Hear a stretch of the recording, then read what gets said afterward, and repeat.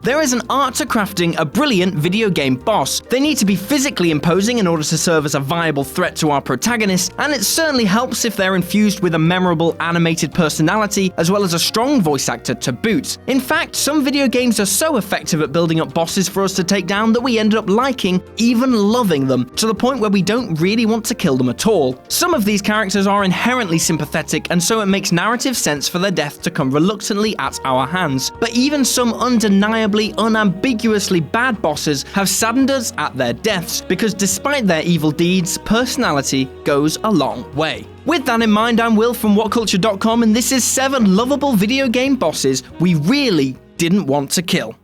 Number 7. Lance Vance, Grand Theft Auto Vice City. Lance Vance is the epitome of cool, at least in the early stages of Grand Theft Auto Vice City. Easily recognizable with his ridiculous suits, the Lance Vance dance, and voice work from Miami Vice's Tubbs himself, he's a colorful, charismatic, and extremely likable character. That all changes, however, after the brilliant mission Rub Out, in which you and Lance take out Ricardo Diaz and his whole criminal enterprise. Lance begins to resent Tommy's success and his perception that Tommy treats him like a child. In the game's final mission, Keep Your Friends Close, Lance ends up selling Tommy out, leading to a climactic, Scarface-inspired shootout inside Tommy's mansion. Tommy ends up killing Lance on the roof, and dude, did it really hurt to take out such a smooth guy as Lance Vance. Sure, he was a treacherous douchebag, but Lance was also one of the most entertaining and hilarious characters in GTA history, and having to blow him away wasn't something we did lightly.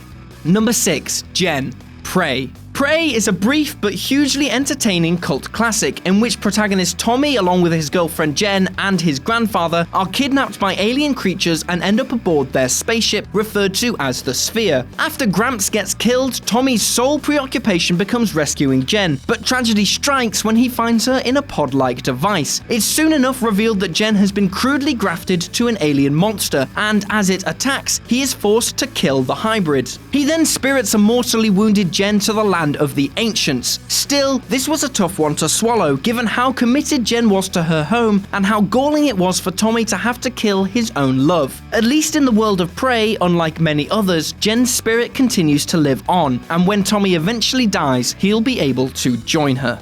Number 5. GLaDOS, Portal. Portal is widely considered among the greatest games of all time, and GLaDOS is perhaps the main reason for that. She is up there among the most charismatic of video game villains, a hilarious and terrifying mix of lovable, passive-aggressive dialogue and psychopathic murderous tendencies. Despite the whole attempted murder and cake-related duplicity, it's impossible not to feel a little guilty as you dismantle her cause piece by piece, and she slowly begins to glitch out and break down through the final fight. The lovably idiotic Wheatley, played by Stephen Merchant from Portal 2, could easily have made this list in her place, but GLaDOS takes the cake, no pun intended, because, if nothing else, she plays us out with a song.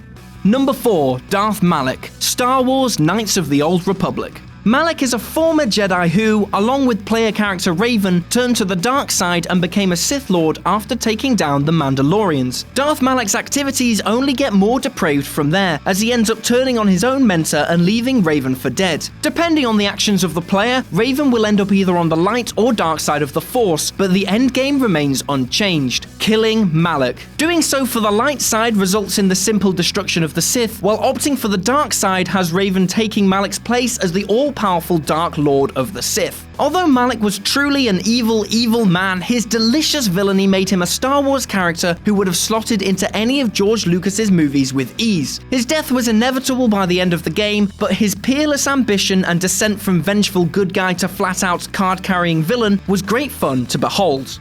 Number 3. The Colossi, Shadow of the Colossus. Shadow of the Colossus has you, the protagonist, hunting down 16 giant creatures, with the mysterious entity Dormin promising that doing so will result in the resurrection of your fair maiden love. One of the strangest things about the boss fights in this game is that the creatures will typically not attack you until you attack them first, and when you hunt them down, they're usually just chilling out in their element, not bothering anyone. Many gamers have commented upon feeling bad about killing these majestic, strangely beautiful creatures, given that they're never indicated to be bad, but simply simply an obstacle which must be felled. As it turns out, we find out that at the end of the game, these creatures are all parts of Dormin, sealed away from one another to keep him from harnessing his full power. Still, it wasn't hard to feel bad about bringing these things down, given that they pretty much only ever acted in self-defense.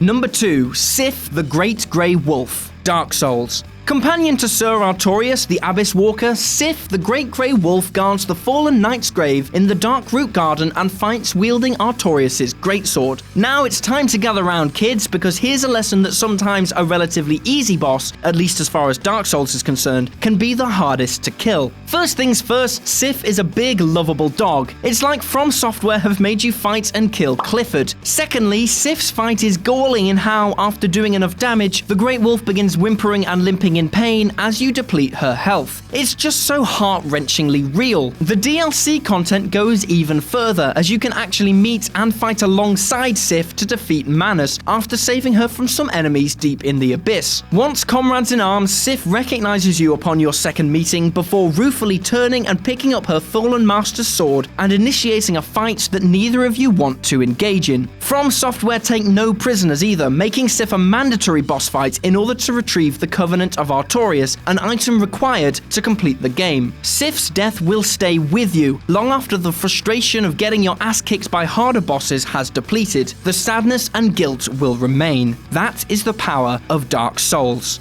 Number 1. The boss, Metal Gear Solid 3, Snake Eater. There's a few Metal Gear Solid bosses that could easily have made this list, but only one could top it. The most profound manipulation in the history of the Metal Gear Solid series came in the third game, Snake Eater. At the beginning of the game, Big Boss's mentor, the Boss, defects to the Soviet Union, and one of the key mission objectives of Operation Snake Eater ends up being to kill her in order to prove the US innocence in a nuclear attack. At the end of the game, Snake reluctantly faces off against the Boss, and after a protracted battle in a beautiful field, he shoots her, a jaw-dropping moment which the player is forced to perform themselves. After Big Boss spends the night with Eva, he finds out that the Boss was in fact not a defector, but a spy employed deep within Volgin's ranks in order to help the US secure custody of the Philosopher's legacy. Her final act of allowing her to be killed by Snake ensures America's innocence, while her destiny was to die a traitor. Only Snake and a handful of others ever knew her real stature as a hero, a revelation devastating enough to actually make Big Boss cry. We already weren't mad about the idea of killing such an awesome soldier and Big Boss's former mentor, but we did it. When we found this out, the sour taste left in Big Boss's mouth was felt in ours as well, one of exhausted devastation and regret.